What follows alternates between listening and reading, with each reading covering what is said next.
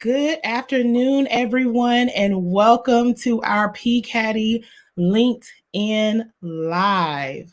So, today we're going to be talking about fostering workplace resilience. We know that life happens and so do our challenges, but today we're going to be discussing how to bounce back from those challenges, right? And so, some of these experiences that we might have in the workplace or in relationships, they really kind of change how we work, how we connect, how we address difficulties moving forward. And so I wanted to take a quick moment. We're going to introduce ourselves and then we're going to get right into it. My name is Shacarolyn H. Stevens, and I am one of the coaches here at the Positive Psychology Coaching and Diversity Institute. I coach from the intersection of biology, psychology, and theology. And I will let my co-conspirator for the day introduce herself. Hi, everybody. So happy to be with you all. I'm Estefania Barsante. I'm also a coach here at PCADDY, and I coach people who are trying to find meaning at work. So that's what I do. Happy to be here. Awesome. So when I was thinking about this topic and how we foster workplace resilience, I always like to start with the definition, especially definitions that I like. But the definition of resilience is the capacity to withstand or to recover quickly from difficulties, right? And so you might think of that as toughness.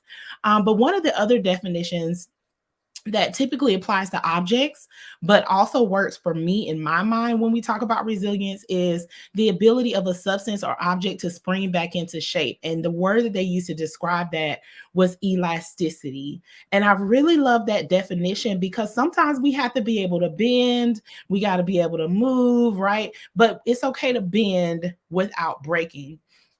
And so I'm wondering, Estefania, what do you think about those definitions of resilience or your own? What is your own definition of resilience?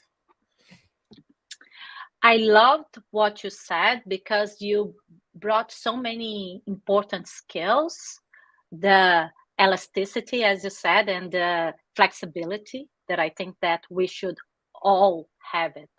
Be able to learn from the challenges, adapt and move forward. So that's my definition of resilience. Yeah. I love that. Adaptation is so important. And it kind of makes me think about the first question I was curious about. Can resilience be taught? Do you think we can actually teach people resilience? I think so. I think that resilience can absolutely be taught. I think it's a skill, as I said before. It can be learned, it can be taught.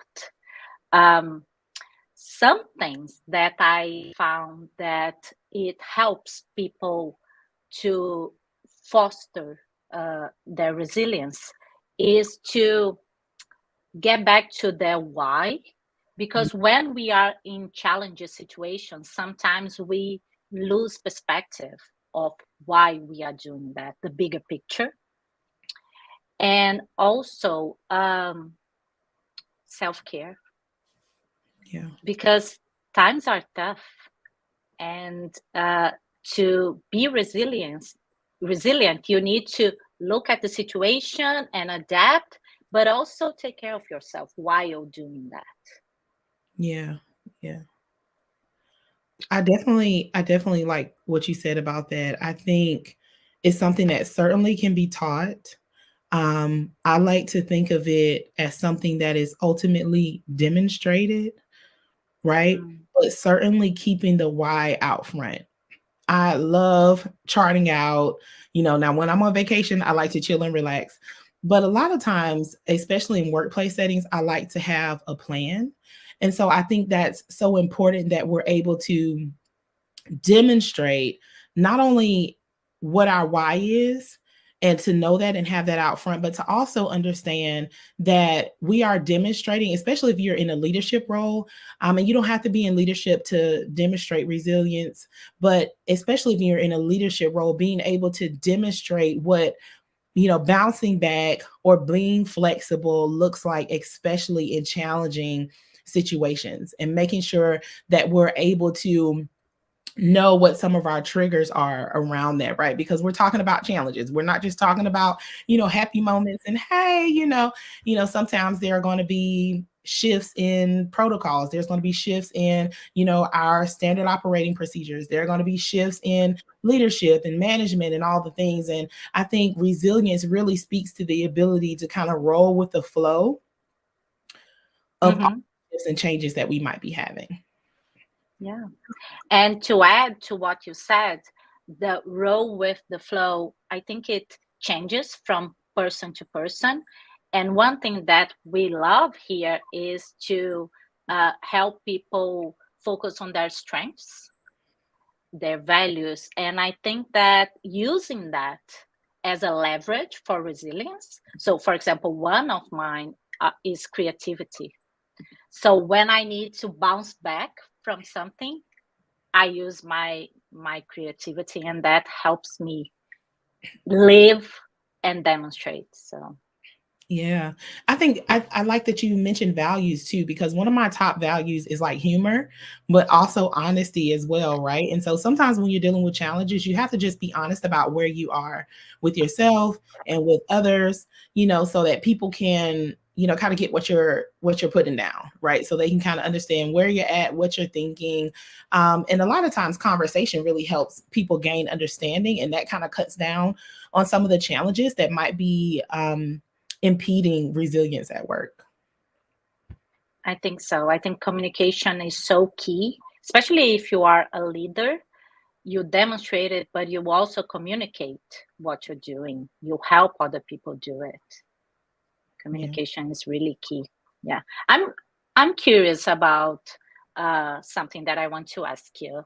Mhm. Um, Talking about trauma, do you think that trauma can make someone less resilient?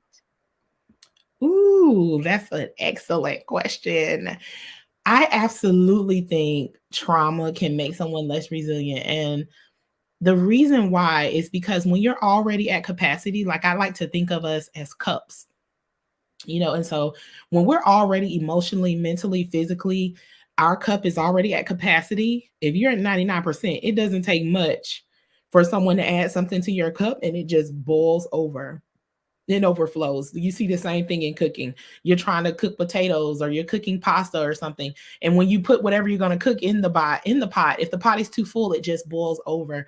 And so I think trauma lessens our resilience because it does not give us any room to bend or flex.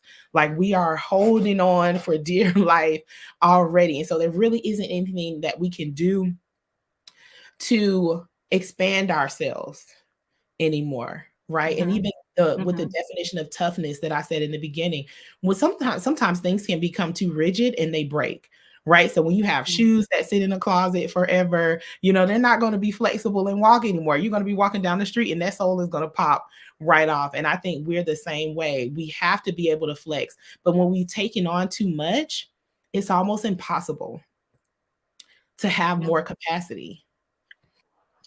What are I your thoughts? agree with you.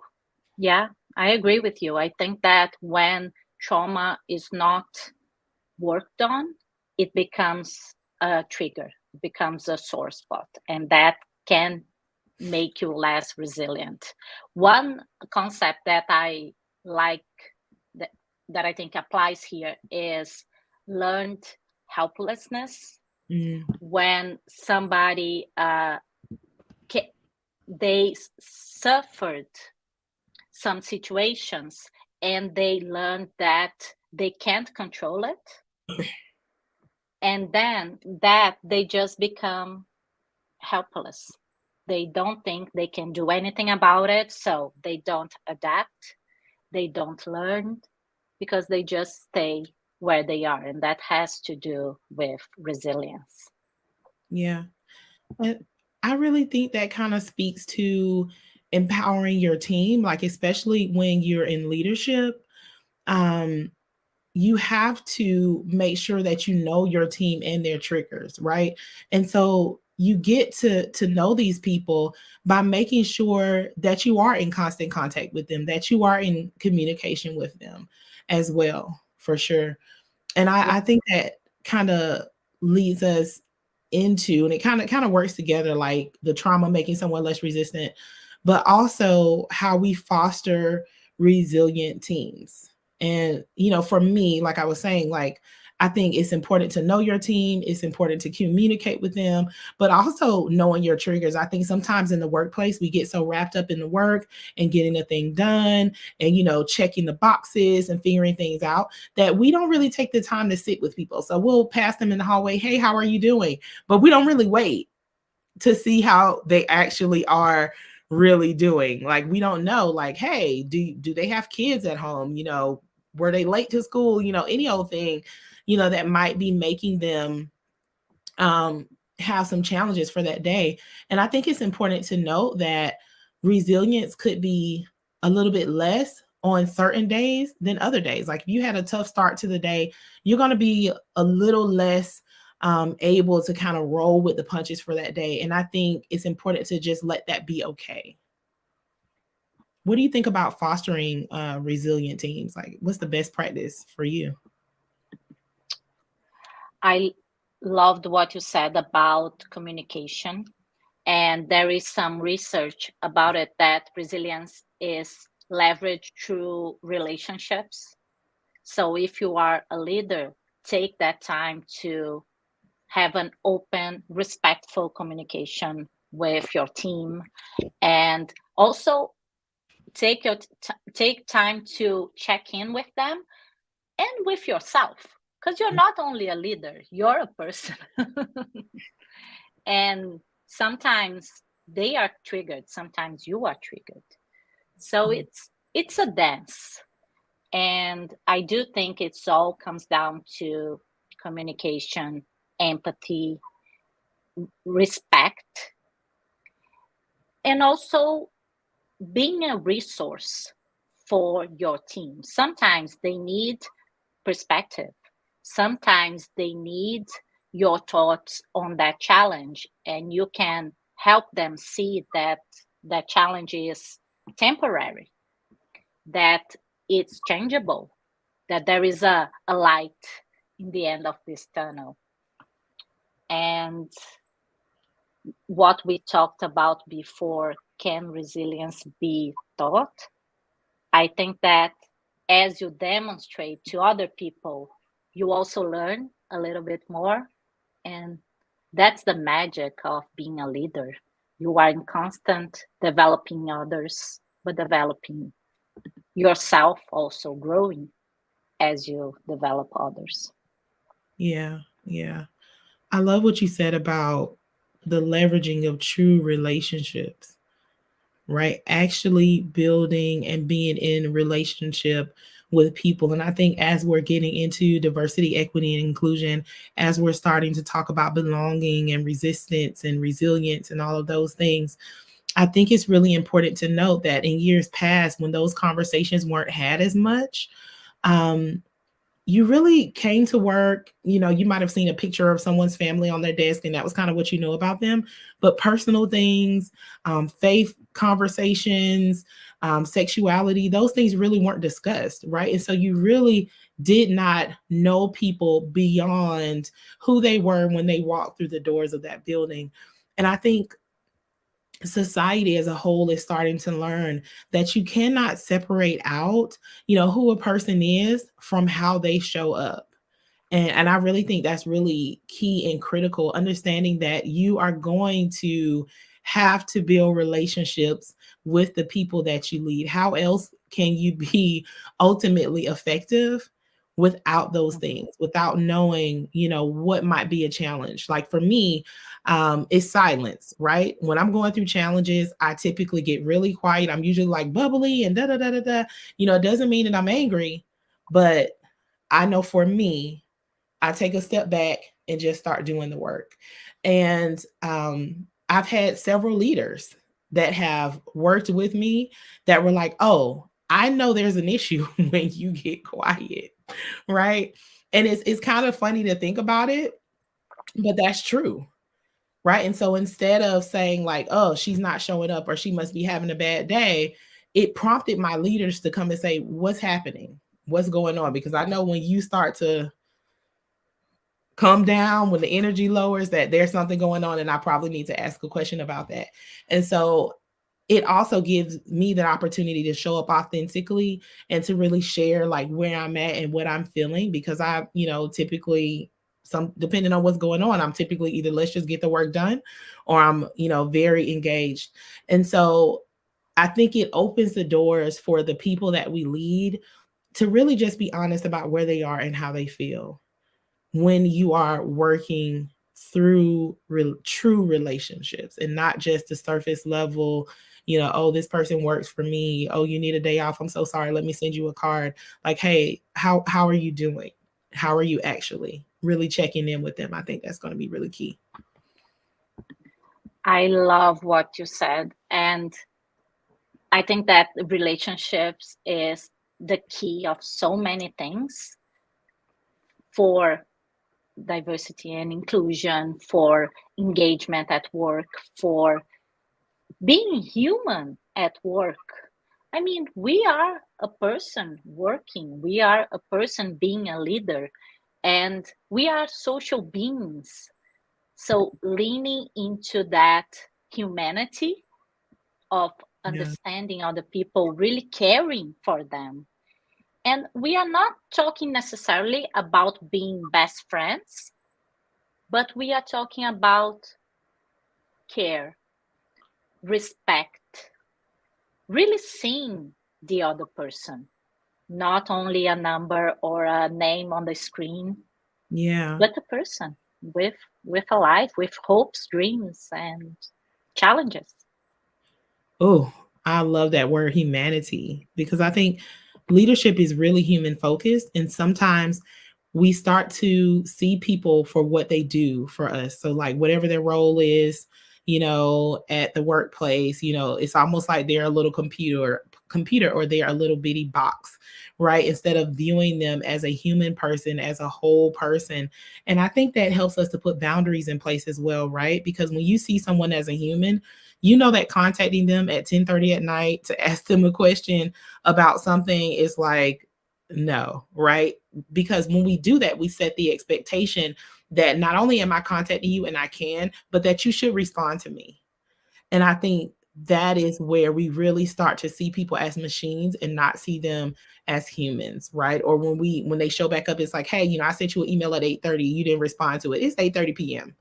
We need to set boundaries around office hours. And I just think that's so important, to be human centered and human focused when we are talking about resilience in the workplace, and allowing people to go home and be filled and recalibrate for the next day.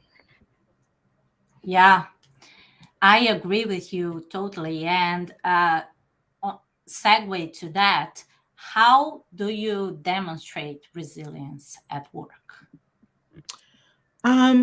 I think demonstrating resilience at work for me is really being okay, not being okay, and then taking that step back that I need to recalibrate, to get refilled, and then coming back stronger than I was. I think that's really important, because it allows people to see, like, oh, you cannot be okay and you cannot agree, but you can then come back and still be engaged and be in full focus. I think it's important for people to not just see that you're showing up every day, just like, hey, I'm happy, it's all good. Like, I really think it gives people permission to be whole and to show up as themselves in a workplace, when we just demonstrate that it's okay to not be okay, and work through the challenges. That's really important.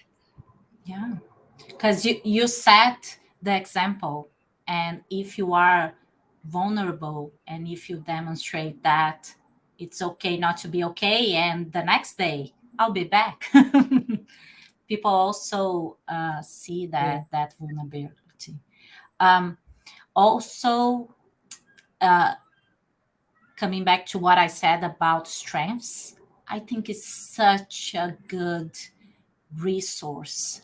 You leveraging your strengths when you need to be resilient, and helping your team to do the same, because sometimes they are not aware of those tools that they have that are natural to them.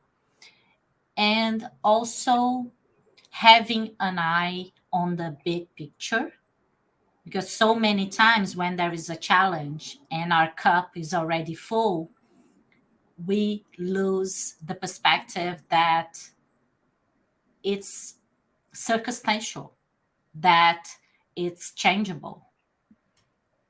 Yeah. And, and while I was thinking about it, and I love what we are doing here, because in the end, it's about conversations. Mm. Is about what we are doing here, sharing our thoughts, sharing our challenges. Doing that at work is demonstrating resilience.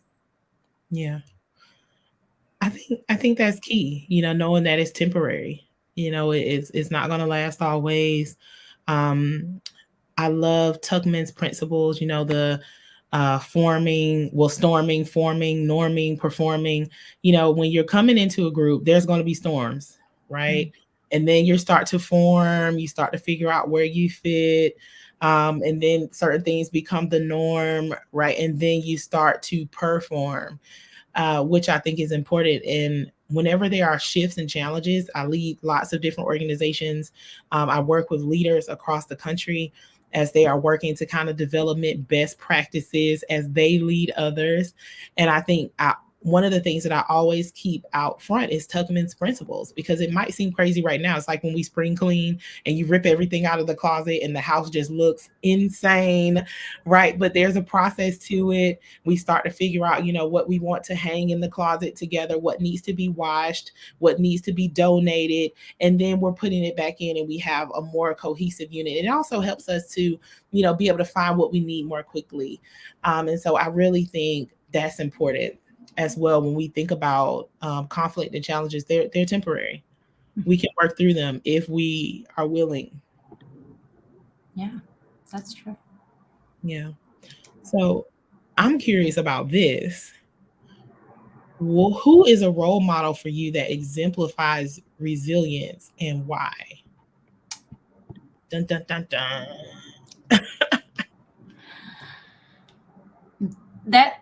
That's a great question. And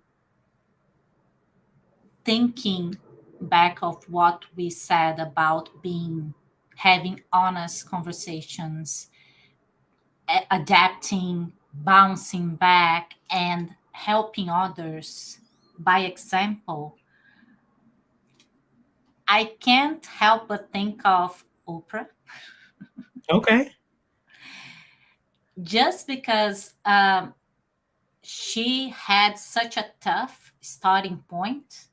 Yeah. And not about like being a millionaire and all about that, but she had a tough starting point and she managed to find that resilience to do something of herself and also being open about it. Yeah.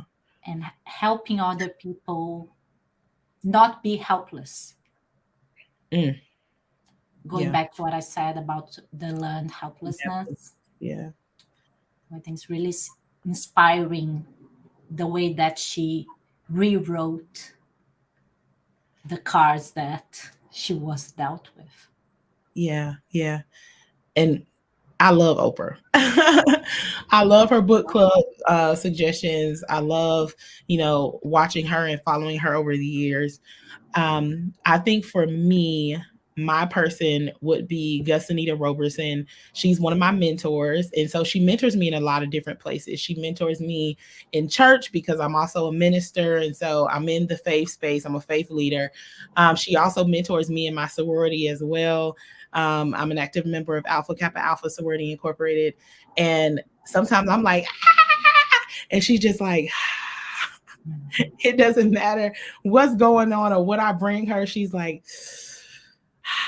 and she will, correct me, right? She also, will sit with me when I'm irritated or when I've got something going on or when I'm challenged. But I love the way that she does it. She always brings correction with love. And I think that's something that's really important because it's easy to say, don't, I asked you to have this done at a certain time. I asked you to do this. You were late to work and da da da da da. You can get some of the same responses that you're looking from those different scenarios by just saying, hey, is everything okay? I noticed, you were a couple minutes late, or, I noticed that you kind of been using a lot of PTO, or, is anything going on? Is there a way that I can assist you? Is there a way I can help? Right. But that again comes from leveraging those relationships. You want to be genuine in those moments when someone is potentially taking care of a parent or has a sick child at home, right? We're in that generation of sandwich care where you have people who might be married or unmarried, or, they might have children and they might have parents that need care for them. In addition to that, they might be taking care of extended family, right? And so doctor's offices aren't open when we get off work. So if I have to take my mother or my father or my child to the doctor, then I'm not going to be able to be there. Right. And so in some cases, it might look like, oh man, she's not a team player. She's not showing up. We need all hands on deck. In reality, there might be something that's happening behind the scenes that you don't know. And I love that my mentor, Gusanita, she always lets it be okay if you need a moment, right? If you need to take a step back, if you need to pause, it's okay. And I think that's a great thing. So she would certainly be my person. And she's right up there with Oprah to me. So we have just a few minutes left. And so I'm wondering what your thoughts are on certain demographics of people and whether or not they're expected to be more resilient than others. I don't know the data on demographics, but I work with a lot of immigrants. I'm an immigrant myself. And I feel that people that learned to overcome challenges, be flexible, and have this optimism that it's going to work. It's temporary. Yeah. I think that those people are more prone to be resilient across demographics, really. Yeah. What are your thoughts? I definitely agree with that. I love that you were talking about overcoming, because like we said, the capacity, but I also do think that there is an expectation, being an African-American woman, also being a faith leader, in a place where sometimes people do not think that women should be preachers or they should be faith leaders. I think there is an expectation, as a Black woman that, oh, it'll be okay. I'll just get through it. It'll be fine. It's that dismissal of trauma or challenges, which is kind of what we kind of talked about in the beginning. And so I think to that point, there might be minorities that are expected to be more resilient, but I also think they also have a greater amount of trauma and things that might be slowing their resilience. Mm-hmm. And so those are my thoughts. Did you have any kind of final burning thoughts that you want to share for our audience today? What I'm taking from this conversation is just being open and touching on the humanity of everybody, and that will build your resilience and others. So that's what I'm inspired by this conversation with you. Awesome. Same. I think if I can take anything from this or, add anything to this, I would remind the listeners that there's light at the end of the tunnel. There's an end to this. Whether it ends with you deciding that you need a place that better aligns with your values, or if it ends with the organization eventually getting to the performing stage, there is an end to conflict. So thank you so much for joining me and being my co-conspirator today. And thank you to all of our listeners for joining the Positive Psychology Coaching and Diversity Institute for our LinkedIn Live. We appreciate you every time you log on. We love your comments and we love your feedback. And we hope that you have a wonderful day. Enjoy.